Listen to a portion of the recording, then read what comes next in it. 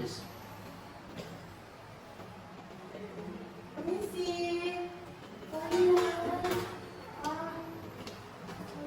Silakan duduk dulu, Mbak. Ya, terima kasih.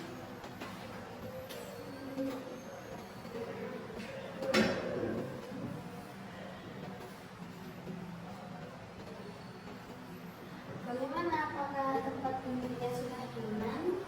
Sudah Bu, sudah nyaman.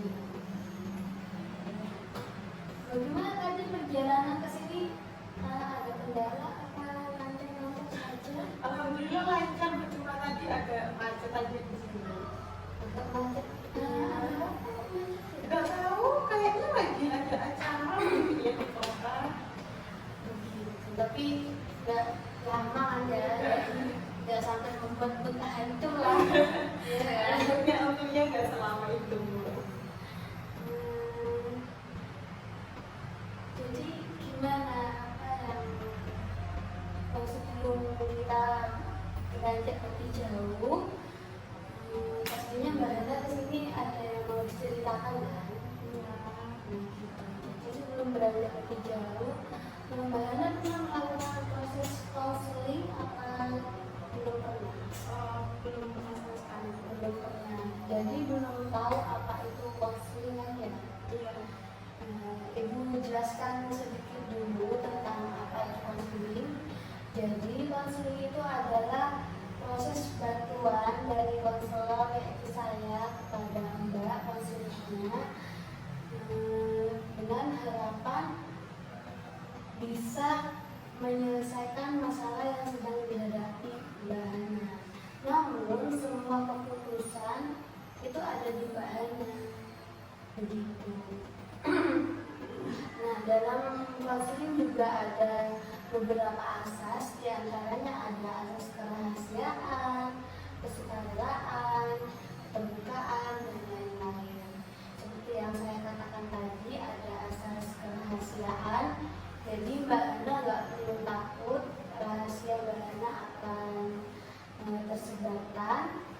Juga ada asas kesukarelaan. Jadi Ibu harap Mbak Hana datang ke sini atas sukarela dari diri sendiri, nggak ada paksaan dari orang lain ataupun dari saya. Iya kan Mbak Hana? Jadi ada juga tadi asas keterbukaan. Diharapkan Mbak Hana di sini bisa terbuka pada Ibu, sehingga proses konseling akan berjalan dengan lancar. Ketika Mbak Hana tidak terbuka, bagaimana kita bisa menyelesaikan permasalahan yang sedang Mbak Hana hadapi? Begitu, apakah Mbak Hana paham?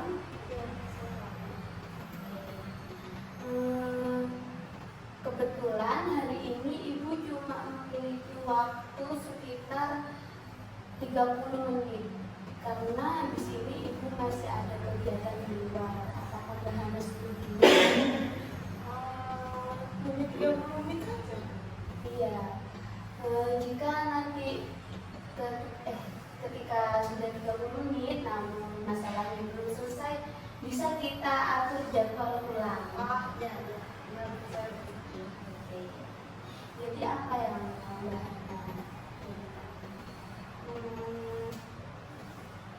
Saya tuh sekarang kayak lagi capek gitu, capek. Saya lagi kecewa sama diri saya sendiri, kecewa sama lingkungan saya juga gitu. Kecewa yang bagaimana? Kalau boleh jujur, sebetulnya baru-baru ini tuh beberapa bulan lalu itu saya habis diselingkuhi sama pasangan saya. Kayak sedikit banyak itu mempengaruhi saya gitu. Saya kecewanya, dan saya ada perasaan menyalahkan diri saya sendiri juga, gitu. Jadi saya tuh sekarang kayak di fase gak percaya sama diri saya sendiri, kayak gini ya tuh, kayak saya tuh merasa saya tuh kurang apa gitu, kenapa kok sampai saya tuh diselingkuhin. Soalnya kayak bukan pertama kalinya. Jadi kayak kenapa harus lagi gitu loh Bu, saya capek aja gitu, saya capek. Sebelumnya apa hubungannya baik-baik saja atau bagaimana kok bisa bahaya diselingkuhi? Kalau dari saya pribadi, saya rasanya kita baik-baik saja, kita nggak ada masalah, kita betul-betul nggak ada masalah sama sekali. Tiba-tiba dia itu berubah. Kan kita hubungan sudah lama ya Bu, sudah memasuki usia 5 tahun. Kan kalau harusnya usia 5 tahun ya kita saling tahu kepribadian, saling tahu biasanya pasangannya gimana itu kan ya Bu. Tapi di tahun kemarin itu, di tahun kelima itu dia itu berubah banget, nggak kayak biasanya gitu. Otomatis saya sebagai pasangan, apalagi yang udah bertahun-tahun, saya menotis gitu loh, kalau pasangan saya ini kok beda, kok nggak kayak biasanya, kok perilakunya beda banget gitu loh Bu. Saya ngelakuin ternyata benar, ternyata dia selingkuh gitu saya. Ketika Mbak Hana mengetahui pacar Mbak Hana selingkuh, lalu apa yang Mbak Hana lakukan? Saya diam Bu. Hanya diam saja. Saya diam karena saya bingung gitu loh Bu, maksudnya semua itu kayak terlalu mendadak gitu loh Bu. Saya dapetnya kayak langsung semua itu kayak langsung menyerang saya gitu loh Bu. Soalnya awalnya saya tahu selingkuh itu kan karena nggak sengaja laptopnya dia dipinjam dari saya. Jadi saya buka laptopnya, maksud saya mau pinjam doang.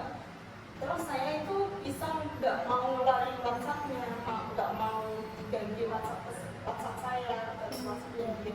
Ternyata saya menemukan di situ banyak banget yang selama ini kayak, oh ternyata kok saya diginikan gitu.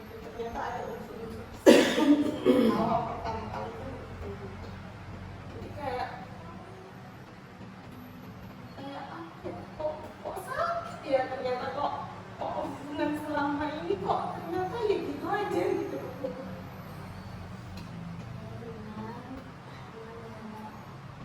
Kalau mau nangis saja juga apa-apa. Gak apa-apa.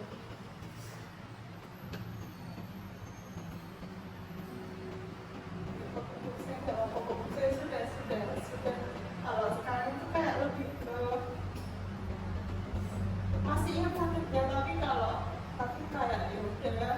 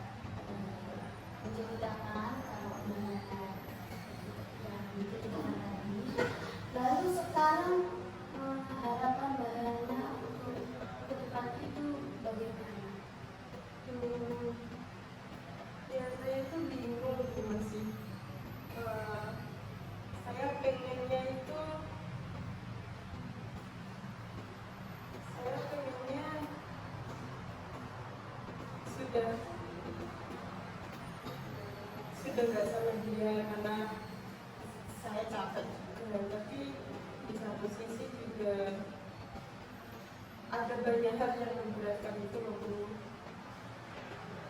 Di satu sisi ya istri saya juga masih sayang. Jadi saat ini Mbak Hana bingung memilih antara tidak melanjutkan hubungan karena rasa sakit tadi, tapi juga berat karena masih tidak merasa sayang begitu.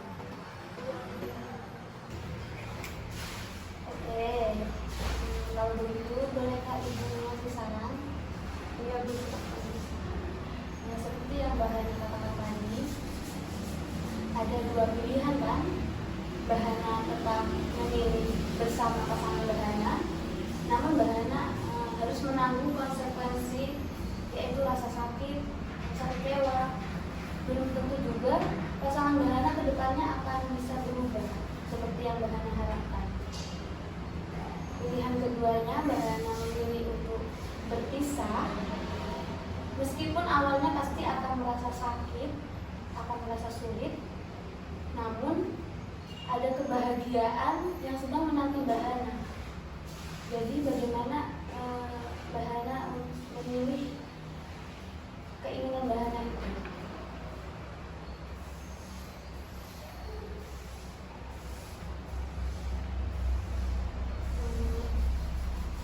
Untuk itu saya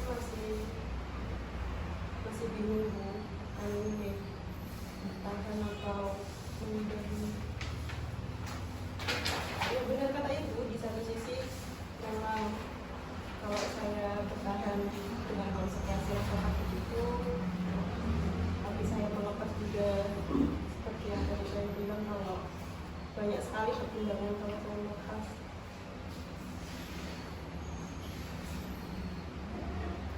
Mbak Hana tidak harus memilih sekarang juga, karena Mbak Hana bisa dipikirkan lebih dalam lagi bagaimana pilihan Mbak Hana ke depannya, agar Mbak Hana tidak salah dalam memilih begitu.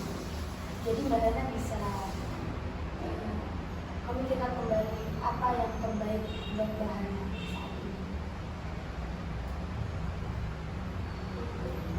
Oke, coba sekarang Mbak Hana bayangkan ketika Mbak Hana memilih menyudahi hubungan ini, kemudian Mbak Hana melakukan beberapa kegiatan yang positif yang Mbak Hana senangi, dan di masa depan Mbak Hana bertemu dengan seseorang yang lebih baik, kemudian Mbak Hana hidup bahagia dengan dia.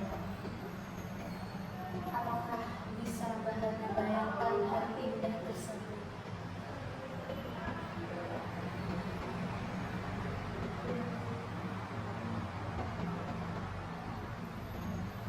Sudah membayangkan kan? Apakah sekarang Mbak Hana merasa lebih baik? Sudah. Ibu merasa lebih tenang juga karena Mbak Hana sudah merasa lebih baik. Kalau Mbak Hana ingin bercerita lagi bisa menemani Ibu. Untuk saat ini proses konseling bisa diakhiri dulu ya, karena waktunya sudah habis. Ibu ada kegiatan juga di luar. Apakah Mbak Hana setuju? Ya, Bu, tidak apa-apa. Nanti kalau Mbak Hana membutuhkan Ibu, tinggal hubungi Ibu lagi saja, kan sudah punya nomornya ya. Terima kasih banyak ya Bu. Ya, sama-sama.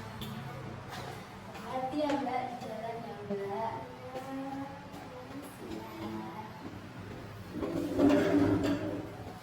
Gak apa-apa. Gak apa-apa direkamain.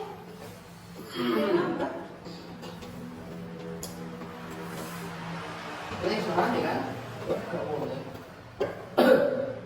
Baik, untuk sesi si konselor yang pertama kekurangannya di topik netral, sehingga membuat konselor ini menjadi kebingungan dan langsung berbicara inti dari permasalahan tersebut.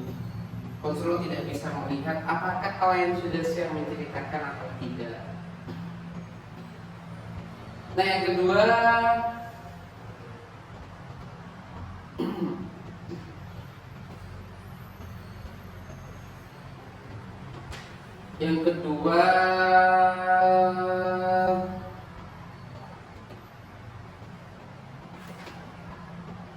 terkait menanyakan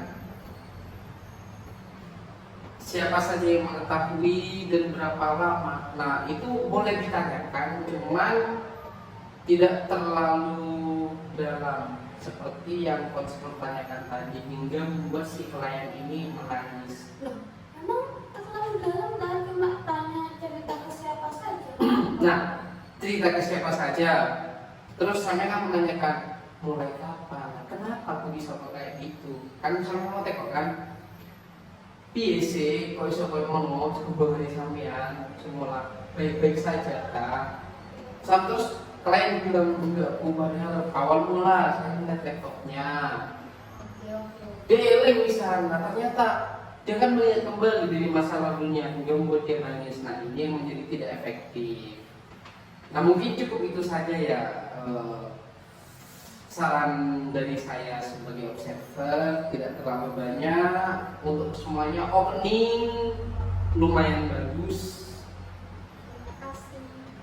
Mungkin cukup itu saja. Kalau dia maaf, mohon maaf. Assalamualaikum warahmatullahi wabarakatuh. Waalaikumsalam warahmatullahi wabarakatuh.